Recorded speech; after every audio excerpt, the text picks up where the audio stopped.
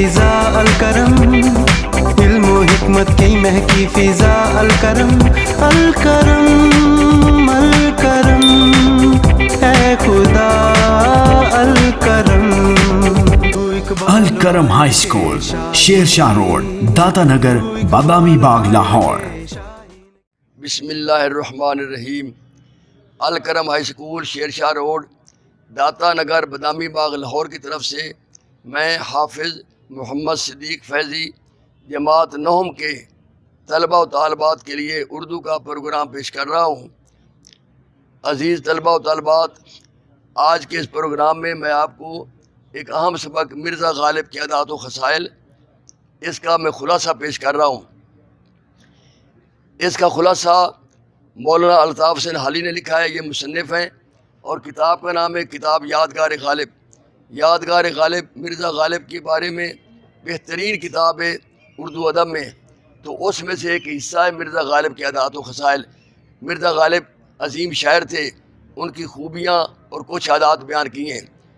وہ لکھتے ہیں، مرزا غالب کے اخلاق نہایت وسیع تھے، جو شخص بھی ان سے ملتا وہ ان سے کشادہ پیشانی سے ملتے، بڑے مسکرا کر ملتے، اور جو شخص ایک دفعہ ملتا وہ دوبارہ ملنے کا بھی شوق رکھتا۔ مرزا غالب اپنے دوستوں کے ساتھ ان کو دیکھ کر مرزا غالب کا دل باغ باغ ہو جاتا تھا، ان کی خوشی سے خوش اور ان کے غم سے غمگین ہوتے تھے۔ مرزا غالب کے دوست ہر ملک، ہر مذہب اور ملت کے تھے، نہ صرف دلی میں بلکہ پورے ہندوستان میں۔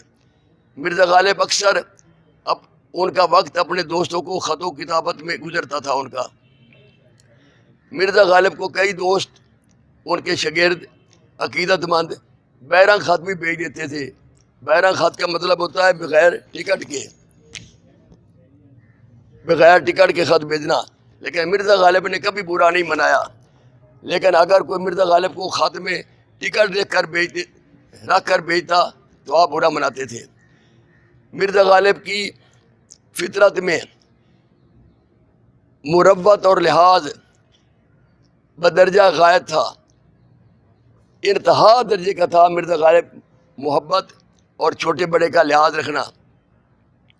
اور وہ اپنی باوجود اس بات کے اپنی اخیر عمر میں ان کی نظر کمزور ہو گئی تھی، لیکن پھر بھی وہ اپنے احباب جو ان کو خط بھیجتے تھے کہ ہماری نظمیں ٹھیک کر دیں، ہماری غزلیں ٹھیک کر دیں، وہ ان کی غزلیں، نظمیں وغیرہ ٹھیک کر کے بھیجتے تھے۔ وہ لکھتے ہیں کہ جہاں تک ہو سکا اپنے احباب کی خدمت بجا لایا، اور آگے اشعار بھی دیکھتا تھا اور اصلاح دیتا تھا، لیکن اب میرا حال یہ ہے کہ اب نہ آنکھ سے مجھے نظر آتا ہے، نہ میرے ہاتھوں میں راشا کی وجہ سے کمزوری نہیں کر سکتا، کام نہیں کر سکتا۔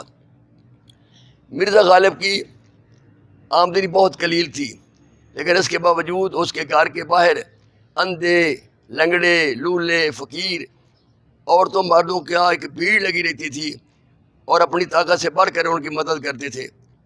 اگرچہ مرزا غالب کی آمدنی جنگ آزادی کے بعد تقریباً کچھ کم کچھ اوپر 150 روپیہ تھی، 150 روپیہ، لیکن پھر بھی وہ لوگوں کی بڑی خدمت کرتے تھے اور اپنے دوستوں کی بہانے سے مدد کرتے تھے۔ ایک ان کے بڑے پرانے دوست تھے جو بڑے امیر تھے، اور کبھی ان کا لباس ریشمی لباس سے کم نہیں ہوتا تھا، اعلیٰ لباس پہنتے تھے، لیکن حالات نے ایسا پلٹا کھایا کہ وہ انتہائی غریب ہو گئے۔ سردی کا موسم تھا، ایک رات آئے اور چھینٹ کا فرغل جو ابا پہنتے ہیں، بڑی پتلی سی گٹھیا کپڑے کی بنی ہوئی پہن کر وہ آئے۔ مرزا غالب نے جب دیکھا تو ان کا دل بھر آیا۔ انہوں نے بہانے سے مدد کرنے کے لیے اسے کہا کہ یار، اتنا پیارا فرغل آپ نے کہاں سے لیا، کہاں سے خریدا ہے، کتنے کا خریدا ہے، یہ کہاں سے ملے گا، مجھے بڑا پسند ہے۔ جب اس دوست نے یہ سنا تو کہا کہ مرزا صاحب، اگر یہ آپ کو پسند ہے تو آپ لے لیں، کوئی بات نہیں۔ کہا میرا دل تو بڑا چاہتا ہے کہ آپ سے لے لوں، لیکن سردی بڑی ہے، پھر آپ کیسے جائیں گے؟ کہنے کہ اچھا ٹھہرو۔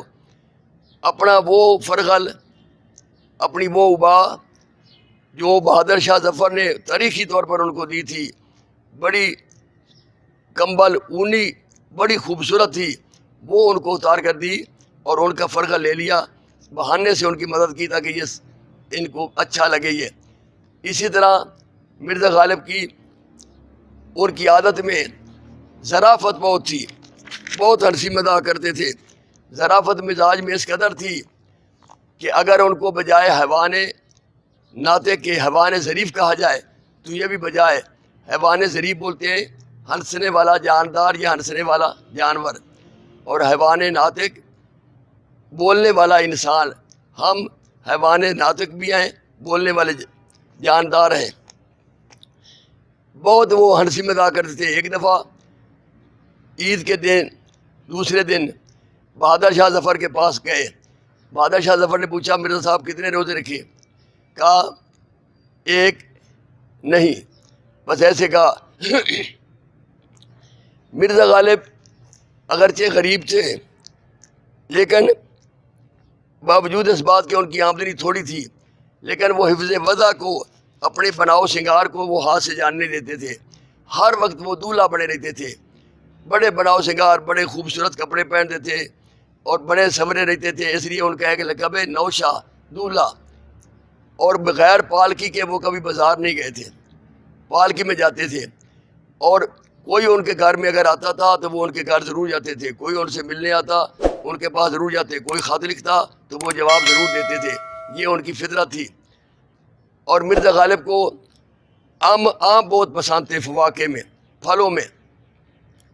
وہ خود آم خریدتے تھے، دوستوں کو تحفے کہتے تھے کہ مجھے آم بھیجیں، لوگ بھی ان کو تحفے بھیجتے تھے، باہر شہروں سے آتے تھے، اور آموں سے کبھی ان کی طبیعت سیر نہیں ہوتی تھی۔ ایک دفعہ کا ذکر ہے کہ ایک باغ حیات بخش یا مہتاب بخش، اس میں بہادر شاہ ظفر اپنے مصاحبوں کے ساتھ باغ میں تھے۔ اس باغ میں بڑے خوبصورت آموں کے پیڑ تھے، درخت تھے، جہاں ایسے پیارے آم تھے جو پورے ہندوستان میں نہیں تھے۔ تو بہادر شاہ ظفر کے ساتھ مرزا غالب تھے، یہ بار بار آموں کی طرف دیکھتے تھے۔ بہادر شاہ نے پوچھا کہ مرزا صاحب آپ بار بار آموں کی طرف اوپر کیوں دیکھتے ہیں؟ کہا کہ میں اس لیے دیکھتا ہوں کہ شاید پتہ نہیں ان میں سے کس کس آم پر میرا یا میرے باپ دادا کا نام لکھا ہوا ہے۔ تو بادشاہ سمجھ گیا، اس نے مرزا غالب کے لیے انتہائی خوبصورت بہت سارے آموں کی ٹوکری بھیجی۔ مرزا غالب آموں کے بارے میں بہت ہی زیادہ سے زیادہ کھاتے تھے آم، اور ہر وقت کھاتے رہتے تھے۔ ایک دفعہ کا ذکر ہے، ایک مجلس میں بیٹھے تھے، مولوی فضل الحق نے مرزا صاحب سے پوچھا کہ آپ بتائیں کہ آموں کی خصوصیت۔ انہوں نے کہا میرے نزدیک دو خصوصیات ہیں، ایک آم میٹھے ہوں اور ایک بہت زیادہ ہوں، تھوڑے نہ ہوں۔ تو یہ تھا ان کا خلاصہ، اور مجھے امید ہے کہ آپ نے ان کا خلاصہ مختصر سمجھ لیا ہوگا۔ اس کو بار بار پڑھیں، سمجھیں، اور میں چاہتا ہوں کہ اللہ تعالیٰ آپ کو ہر امتحان میں، دین و دنیا کے امتحان میں کامیاب و کامران فرمائے۔ خدا اپنی حفظ و امان میں رکھے۔ خدا حافظ۔